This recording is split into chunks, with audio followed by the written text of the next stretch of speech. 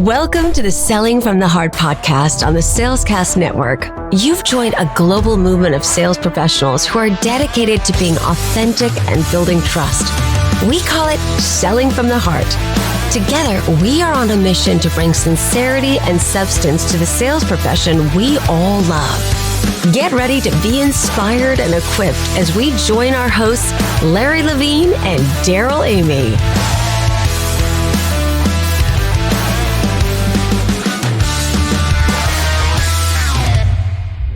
Hey there, it's Larry, and I'm thrilled to share something incredibly close to my heart. My latest book, Selling in a Post-Trust World, is now available. In today's landscape where trust is harder to come by than ever, I've poured my years of experience into these pages to guide you through connecting genuinely and building lasting relationships with your customers. This book is more than just strategies. It's about transforming the way you sell by being authentic, real, and trustworthy in every interaction. It's for those who believe that integrity and sales can go hand in hand, and for anyone looking to not just meet their quotas, but to truly make a difference in their customers' lives. If you're ready to elevate your sales game and navigate the complexities of selling in a world where skepticism is the norm, Selling in a Post-Trust World is your must-read guide. And here's the best part. Even though it won't hit the bookstores until this summer, you can get your hands on an advanced reader's copy right now. Just head over to sellinginaposttrustworld.com or click the link in the show notes, and let's embark on this journey together towards more meaningful, trust-based selling.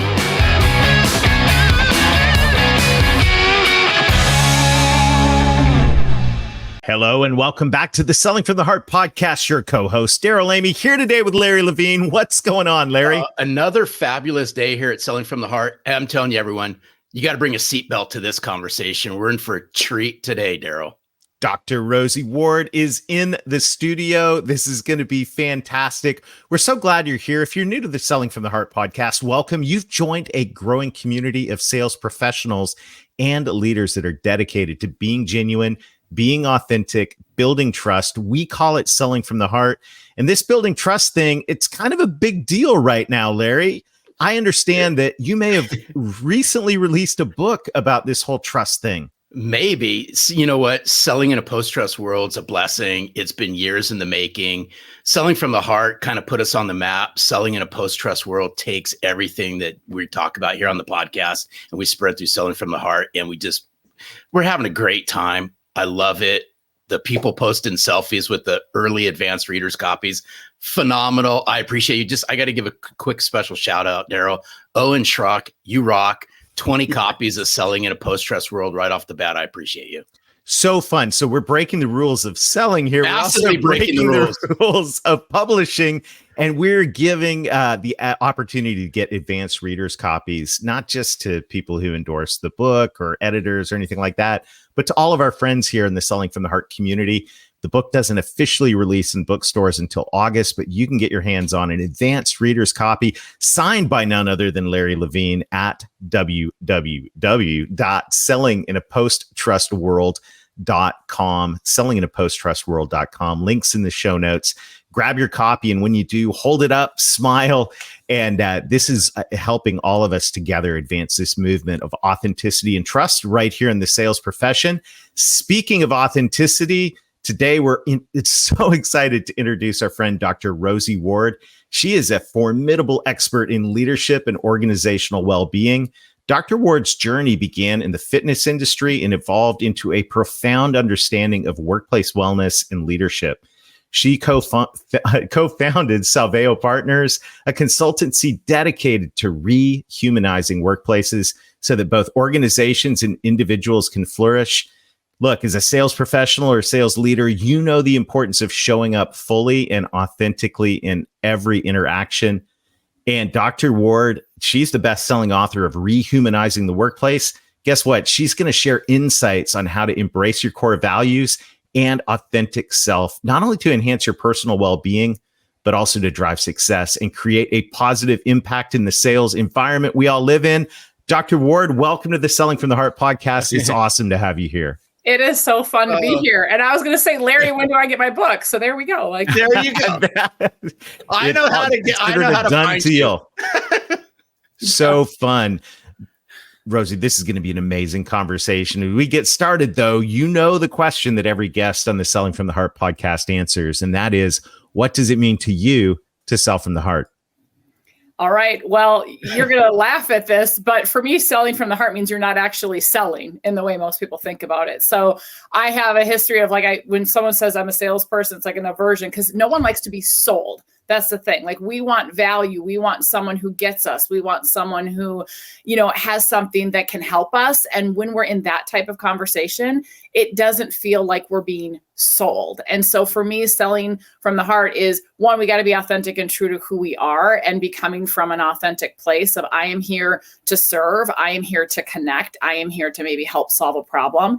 And it means we have to get out of our own head of, oh, I have numbers to meet or a quota or this, or I have this product or service.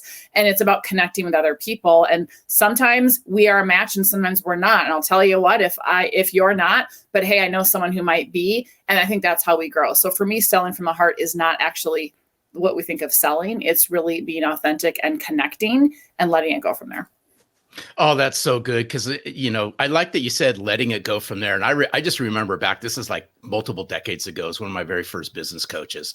And I remember I was just like, I plateaued and I was just like stuck in a rut like none other.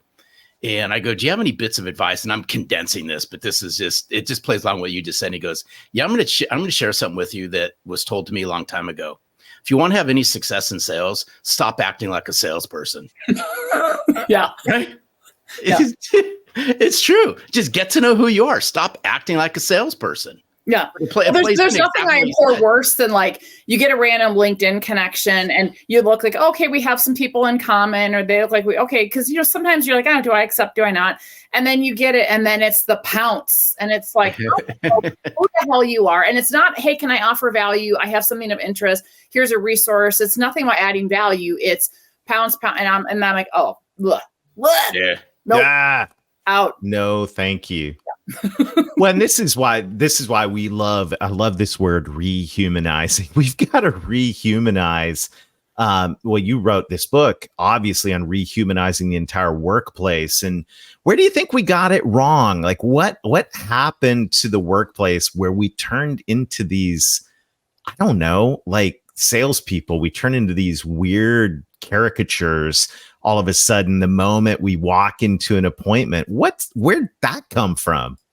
All right. So bear with me, but I'll tell you where it came from. And this is as Reader's Digest as I can make it. Are you ready? You got a few minutes. Bring it on. All right, lay it on. All right. We got our pens and pencils. Let's roll. Yep. So here's the deal. Is it came from our innate DNA and our innate human wiring bumping up against the demands of the world. And here's what I mean by this. We've all probably heard the acronym VUCA, VUCA, volatile, uncertain, complex, and ambiguous. It's been around since the 90s, but it's everywhere now. And here's the thing. Why I like starting with VUCA is that it reminds us that we live and work and lead and try to sell in a world where disruption is the norm. Disruption has been the norm long before COVID was a thing, but disruption's the norm. And here's the thing, is that with disruption comes good things. That's where we grow and evolve and have technological and research breakthroughs. I mean, we don't evolve without disruption. Here's the problem. As a species, we are hardwired to figure out how to look good and avoid looking bad. We are hardwired to avoid discomfort. In the first 10 years of our life, we are downloading programming from our lived experiences and observing our surroundings that tells us when to speak up, when to be quiet, when we're going to be rejected, when we're going to be accepted. And most of that programming is fundamentally flawed, negative, and self-sabotaging. And I share that because then you go, well, we're hardwired for self-protection. So what happens is the more VUCA our world gets, the more those self-protective biological instincts kick in. And it's not a conscious thing that's happening. And so we have this gap that is widening. And so how this feeds in is, well, so then this gap widens. And so what we end up doing is we put on masks, we put on armor, whatever metaphor you want to use, and we hide our authentic selves. We avoid true connection with others. We're trying to hide our flaws and inadequacies. We're pretending to be something we're not. We're trying not to be found out that people are going to see my flaws. And it wastes a whole bunch of energy. And then you put a bunch of us together on a team, in a workplace, in a community, and we're all a bunch of armored, masked up, scared 10-year-old kids running around, but we don't realize it. We think it's an adult version of ourselves. Newsflash, Yep. The 10-year-old version of yourself is in the driver's seat and you're somewhere in the back seat or the trunk, or you were left in the garage.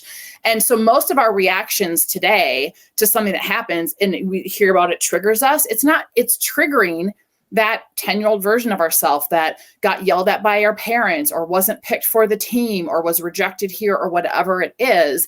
And so these self-protective behaviors lead us to showing up in ways that aren't effective. So like if I'm coming in I have quotas to meet and stuff, I get numbers focused or whatever, because heaven forbid I have an immense unhealthy fear of failure or a need for perfectionism.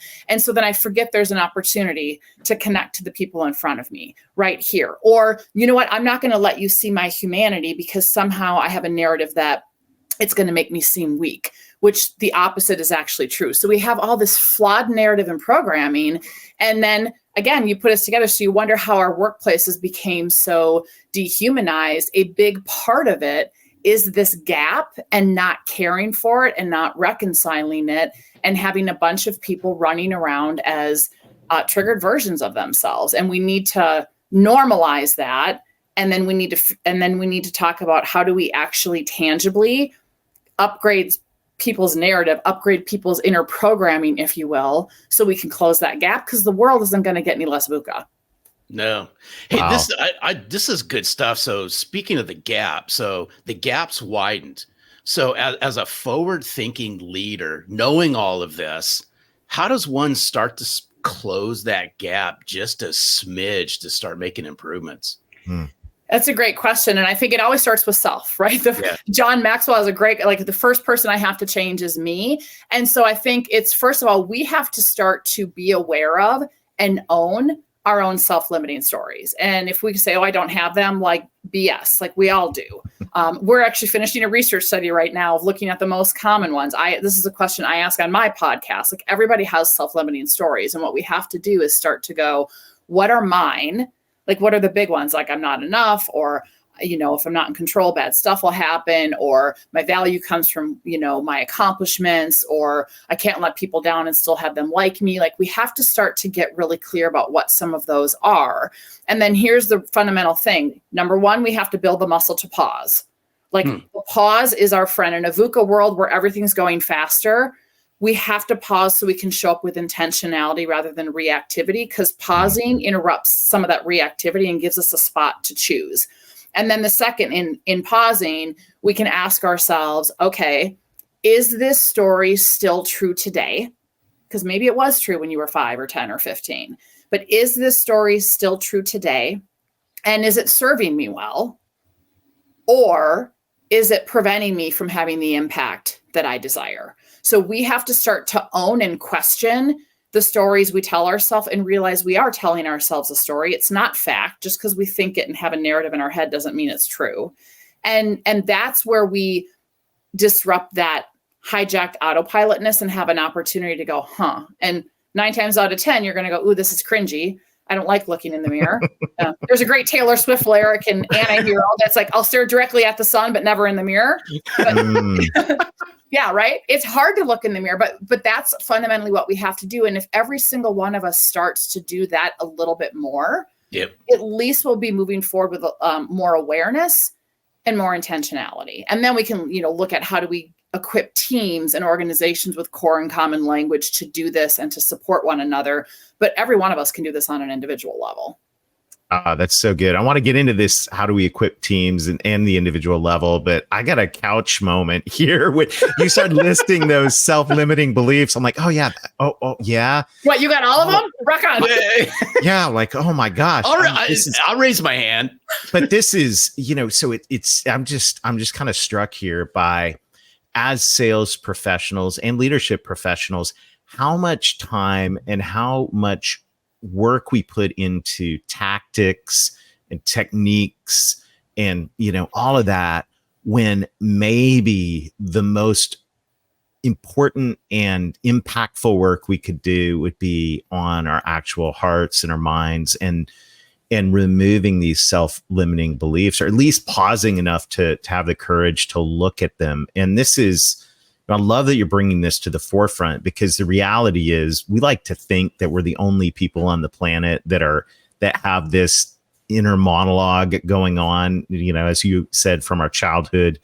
But the reality is every one of us do. I don't think there's anybody, definitely not on this screen, that doesn't have this inner monologue. And certainly anybody that's listening in that doesn't have at least one of those self-limiting beliefs that you listed. I'm sure there's more.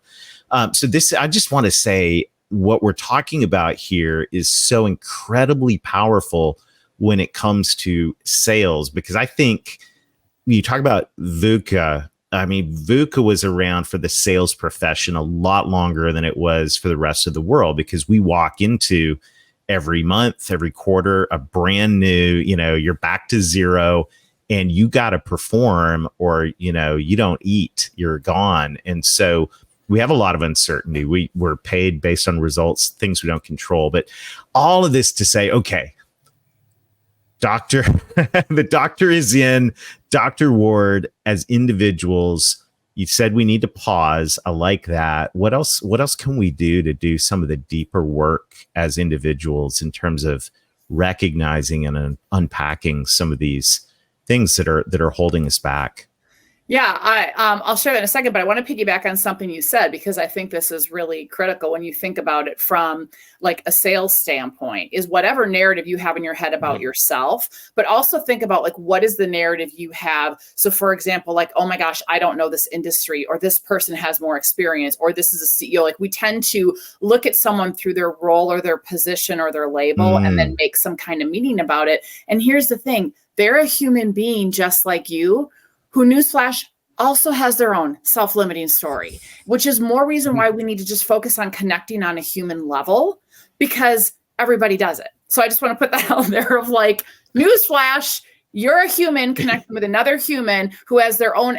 I coach a CEO of $1 billion tech company. I coach surgeons. I coach, nonprofit leaders. I coach everything in between. Like, this is a human experience. It's not, it's agnostic to industry, it's agnostic to gender, the list goes on and on. So I have to put that out there. And so then with that, when you think about how do we start to close that gap, we do have to start to be aware of our narratives, and we have to start to kind of own them. And the work that we do with people is actually to help them understand where that programming came from, not to do like a deep psychoanalytical dive. The way that I describe it when we talk about like our brain's programming is, and I'm not a computer person, so anyone who's listening who's a techie, you're gonna laugh at me, but like if you think about, computer code, like something's not working and you got to go in and figure out where something got broken in the code. Well, that's kind of like what we have to do. We have to figure out where something got broken in the code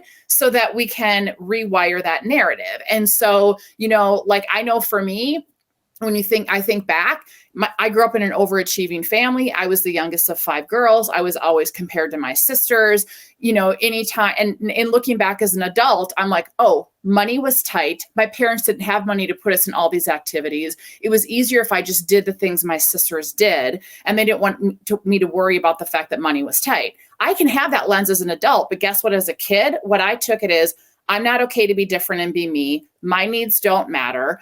They want me to be just like my sisters. No one loves me for me. I'm not okay. I have to perform. My value comes from what I accomplish. I'm only going to get praise if I work my butt off. And so that was a narrative. I knew that that's where that narrative got formed. Like, I figured out where the code got broken. And here's the thing. That type of story serves us well to a point. Like, I got degrees, I got good grades, I launched a successful business, etc. But when that narrative kicks in, here's what happens for me. I get into super independent, super hyper productive, pain in the ass, get stuff done mode. I take on more than I can handle. And then when someone wants to help, I'm like, nope. Then I get irritated, right? I get frantic and I get disconnected and crabby with the people who matter most. And then if I'm trying to sell, I'm task focused and I miss the people connection part. And so if we don't recognize like our patterns, then it's like, okay, I can circumvent that, right? And so, and here's the thing, I don't care how much work you do on yourself. I always tell people, just because I facilitate this and lead this, don't think I have it all figured out. I know my triggers and I know how to reset again, But I use all the tools that we use with other groups because they work. And selfishly, I use them to get me back in alignment when my own humanity gets the best of me. So I know that I take on too much. So I literally have Post-it notes here by my computer. Here we go. There's a little bright pink that says, what's the cost of taking this on? And do I really have the capacity? Because those are my biggest, I will overcommit and take on too much. And I still do it. But then I look at these, or I go, okay, I have a weekly reflection where I'm like, okay, how did I do this week and stuff? And so again, that's just that's my version, but everyone has their own version of, maybe you don't speak up and you people please, or maybe, you don't speak the hard truths, or maybe you avoid the tough conversations and decisions, or maybe you control too much and you don't give people leeway to you don't give them enough parameters to learn and grow.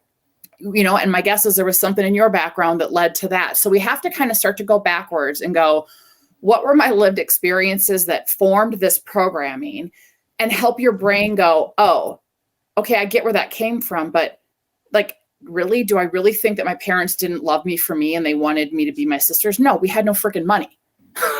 They didn't have money for dance lessons or whatever it was, right? But our childhood self doesn't process life that way. And then the problem is it's like we lay down, it's called myelin in our brain. We lay down myelin, and that forms our reality, and that forms our filter. And when I go back to our 10-year-old self is running the show, that's what we're talking about. So that's the work that we ultimately and fundamentally need to do. And we got to get clear then about who we are. You talk about values. We got to get clear about who we are and how do we anchor ourselves in that so that we can make it easier to do the cringy work that is required to shift this inner narrative and shift this programming. I like this, and it's like, oh my gosh, I have all kinds of things that's going through my head right now. But this is terrible. I don't like any of this, Larry. He's got voices in his head. I don't know. Daryl, I should have warned you. We all should have been Dr. Ward's reading my mail. We all should have been laying on couches for this one. But you used a word, and I want to go back to it. You used a word called alignment. Yeah. And so how does somebody get into alignment when they know that, if they go down the path of, I know the stuff in my childhood's rearing its ugly head now, how do I get into that alignment of going, okay, I gotta take this from the right-hand lane and I gotta move it to the center lane so I can start getting into alignment? Where does somebody start? Yeah, I think you had mentioned it earlier. I think one of the best places to start is to do the work to get clear individually on what our core values are. And we have a litmus test we use I trained with Brene Brown in 2019. I'm one of her certified Dare to Lead facilitators. And so there's an exercise we go through that makes it very tactical and tangible to not just clarify, but also live into your values. Because so often people profess them and it's like a bumper sticker, but it's not a lived experience. And so what you do is you go through, you could find it anywhere on the internet, and there might even be free resources on her website, but you identify when you're looking at a list of values, there's 3 questions you ask. First, you look at them and go, does this actually define me? Not who I aspire to be, not who I wish to be, not who I think I should be, not what I think sounds good, but does this actually define me? And then the second question is this who I am when I'm at my best? Because we know we're not our best all the time. So does it define me? Is it who I am when I'm at my best? And then the third question is this something that I lean on to help me make tough decisions? Is this something I lean on to help me find my way back in the dark? Is this something that really kind of is my, my North Star type of thing? And if you can answer yes to all 3 of them, I tell people okay, kind of check it, circle it. And you might have, I'm making this up, of a list of, 30, you might have 10 circled. And then you might see, well, they cluster and they mean something similar. And ideally you want to narrow it down, bear with me, to 2 or 3. People are like, oh, I have 5. I'm like, your brain can't hold on to 5. Mm-hmm. Our brain can hold on to 2 or 3.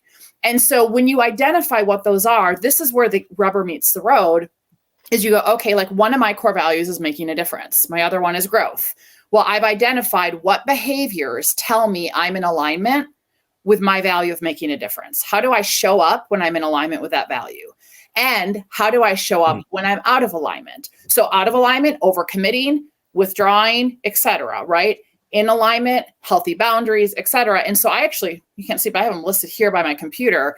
And I ground myself in them, not just every day, but when I have to lean into a tough moment or a difficult conversation or difficult experience, I take a moment to ground myself and go, do I want to show up as this version of me or this version of me? And it's very concrete, tangible behaviors. And even if the situation is difficult, even if it sucks, I know that I will be proud of how I showed up, and it will be less sucky if I show up in alignment with how I've operationally defined my values. And if you start doing that work, it also becomes easier to know what to say yes to and what to say no to. There's a great quote from, I think it's Walt Disney, that says it's easy to make a decision once you are clear what your values are. Yep. It becomes that filter for everything. And then that's kind of, and that's where you start. Because once you have that grounding, it's like, we call it like a lighthouse. But once you're grounded and then it's easier to go, okay, bring it on me. The yuck of looking in the mirror and all this cringiness, I can take it because I'm grounded.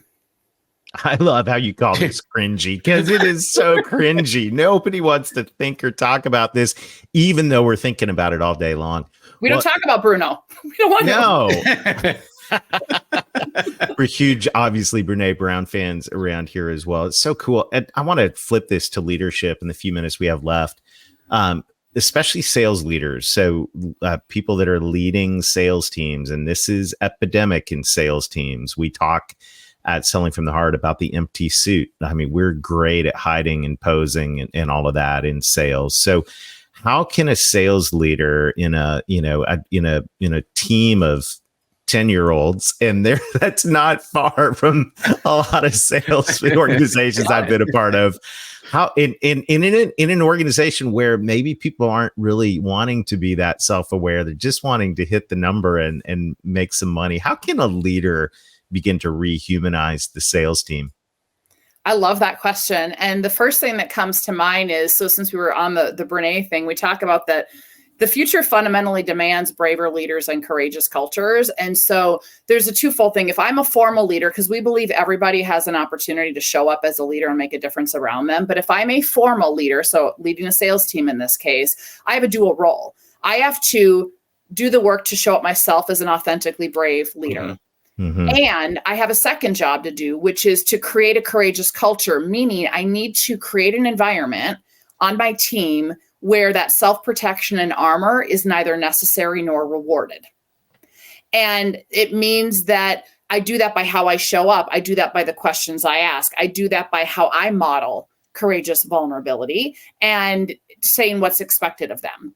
And so there's a lot of different ways we could do that, of how do you create psychological safety? How do you create those environments? But part of it is being willing to have those difficult conversations and not tap out. So when someone is tapping out, for example, or making excuses, I mean, we do whole workshops on feedback in a humanistic way. It's like, hey, I get that this is hard to hear, and I'm here to support you in your success. Let's take a time out. How can we lean in with curiosity rather than judgment and blame? Because as a leader, you have the biggest influence over your team's experience of the workplace culture. You have the biggest influence over the employee experience, period. And if your team feels safe, where they can say they're struggling, where they can give you a new idea, where they can say, hey, I messed up, and it's not jumping immediately to punitive, it's let's figure out how we can help you grow, because that's what my role is. And think less about holding people accountable, and instead, how do we develop accountable people?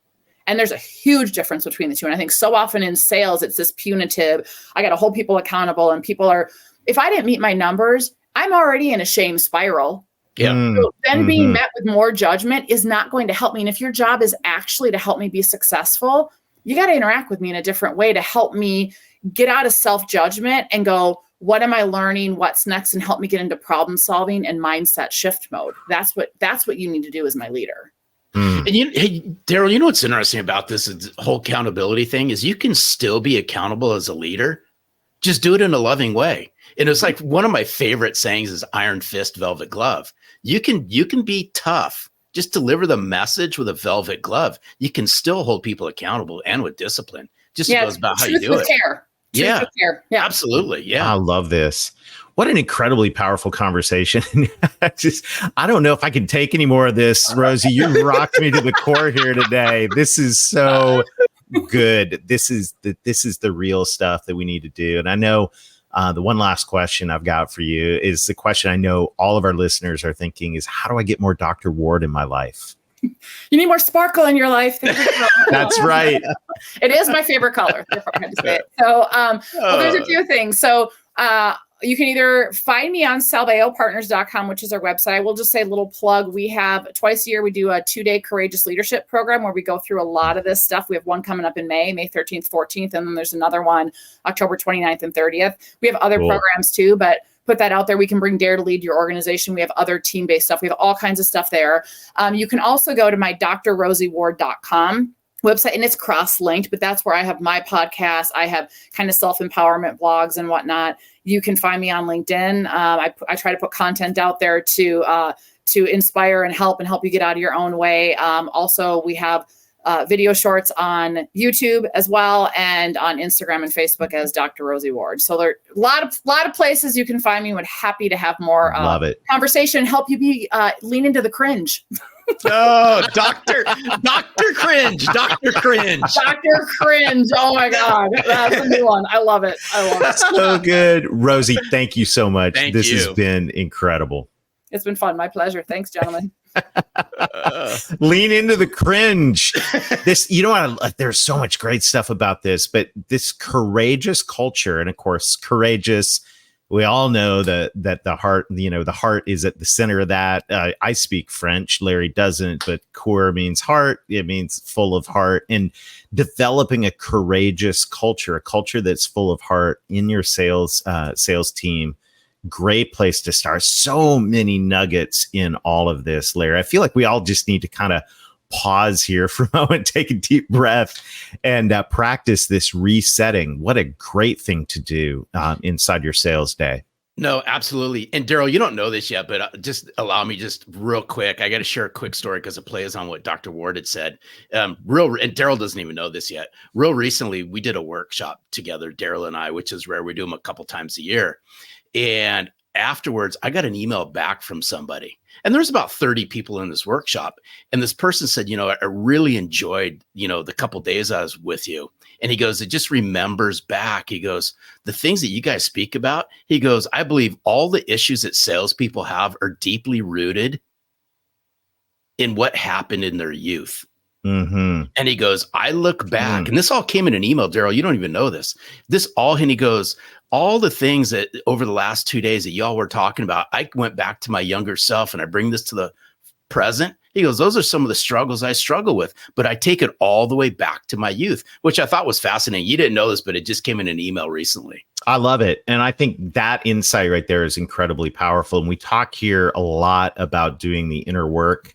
Dr. Ward's given us a great framework for that. I encourage you to go check out her website and podcast and dive into this, because as we talked about earlier, you can have all the tips, all the techniques, all the tactics. It's great. I have shelves full of books on sales and leadership, but at the core of this is the core, which is you. So I love this. Such a great conversation today. Larry, so exciting to see selling in the post-trust world, getting out there and impacting people. Trust is something that if we got VUCA right all over the place, trust is a huge part of that. I'm so excited. If you want to get your advanced reader copy of the book, autographed by none other than Larry Levine himself, just go to sellinginaposttrustworld.com. Thank you to everybody that's liking and subscribing. And most of all, those of you who are leaving reviews on the podcast. It may seem like a small thing to you, but what it does is it helps us spread the word about this movement of authenticity and trust right here in this sales profession we all love. Yeah, I just want to say we're grateful to this community. This community is coming together. Without you, this doesn't happen. I appreciate you. I know Daryl does, so thank you. Yeah, thank you so much. And until next time, keep being genuine, keep being authentic, keep building trust, do the cringe work, and most of all, sell from the heart.